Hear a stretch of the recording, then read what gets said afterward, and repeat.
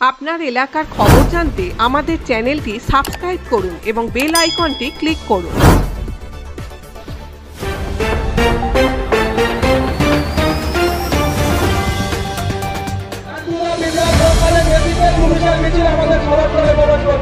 শনিবার দক্ষিণ বারাসাত অঞ্চল তৃণমূল কংগ্রেসের ডাকে দক্ষিণ বারাসাত রমাকান্ত বাটি পেট্রোল পাম্পের মাঠে তৃণমূল কংগ্রেসের কর্মী সম্মেলন হয়ে গেল। এই কর্মী সভায় প্রধান বক্তা ছিলেন তৃণমূল কংগ্রেসের দক্ষিণ 24 পরগনা জেলা সভাপতি ও রাজ্যসভার সদস্য শুভাশিস চক্রবর্তী এবং জয়নগরের বিধায়ক বিশ্বনাথ দাস সহ তৃণমূল কংগ্রেসের স্থানীয় নেতৃত্ব।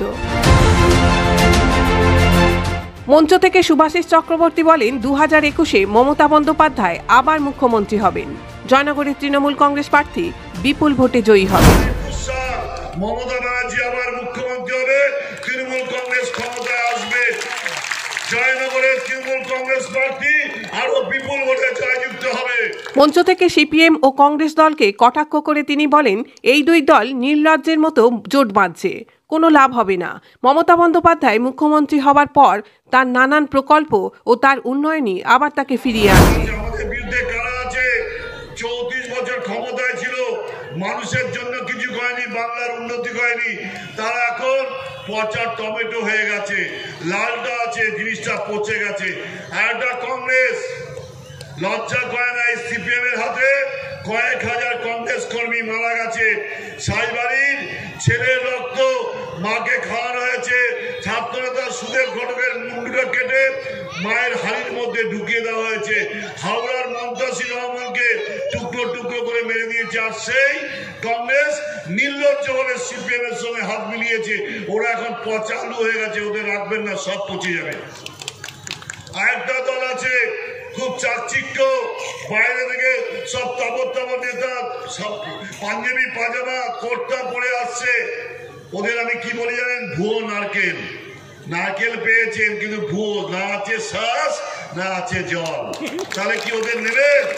নেবেন না। আমি আপনাদের কাছে বলি, মমতা ব্যানার্জি মুখ্যমন্ত্রী হওয়ার পর আপনাদের কাউকে বলতে হয়েছে যে কি করতে হবে?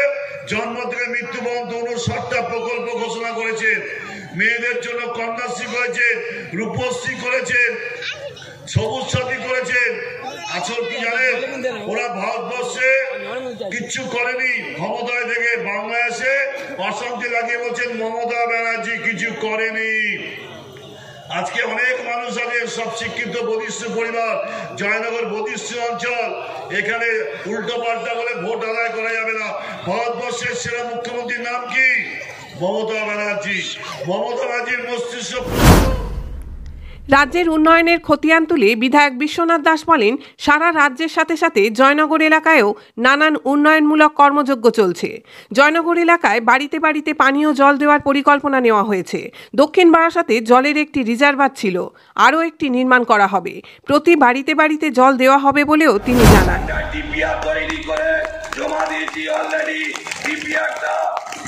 ডিপার্টমেন্টে মেমো করে স্যাংশন হয়ে গিয়েছে। আপনারা জানেন, বাড়িতে বাড়িতে প্রত্যেকে যাতে ঘরে ঘরে জল পায় তার জন্য সার্ভে প্রায় হয়ে গিয়েছে। আপনারা আমাদের উপর ভরসা রাখুন, আস্থা রাখুন। আমাদের প্রিয় নেত্রী মমতা বন্দ্যোপাধ্যায় যতদিন তিনি ক্ষমতায় থাকবেন, প্রত্যেক মানুষ তার সেই সুযোগটা ভোগ করতে পারবে। আজকে প্রত্যেকের বাড়ি যাতে জল যায়, প্রত্যেকের বাড়ি যাতে পানি যায়, তার জন্য আমাদের প্রিয় নেত্রী নির্দেশ দিয়েছে যে প্রত্যেকের বাড়ি বাড়ি সার্ভে করো। আজকে সার্ভে হয়ে গিয়েছে। 21-এ আবার আমরা ক্ষমতায় আসার পর আমি আপনাদের কাছে কথা দিচ্ছি, যেহেতু আমাদের দক্ষিণ বারাসাত অঞ্চলের জনপপুলেশন বেশি, একটা রিজার্ভারের সেটা সম্ভব হচ্ছে না। অলরেডি আমাদের প্রিয় নেত্রী মুখ্যমন্ত্রী মমতা বন্দ্যোপাধ্যায়ের কাছে চিঠি করেছি। উনি বলেছেন যে দক্ষিণ বারাসাত অঞ্চলের জন্য আর একটা ট্যাঙ্ক তৈরি হবে, সেই অর্ডারটা পিএইচসি ডিপার্টমেন্টে তিনি দিয়ে দিয়েছে। কাজ মমতা বন্দ্যোপাধ্যায় করছেন, কাজ করার জন্য মমতা বন্দ্যোপাধ্যায় এগিয়ে আছে। তাই আমি বলবো, আপনারা কোনো গুজবে কান দেবেন না।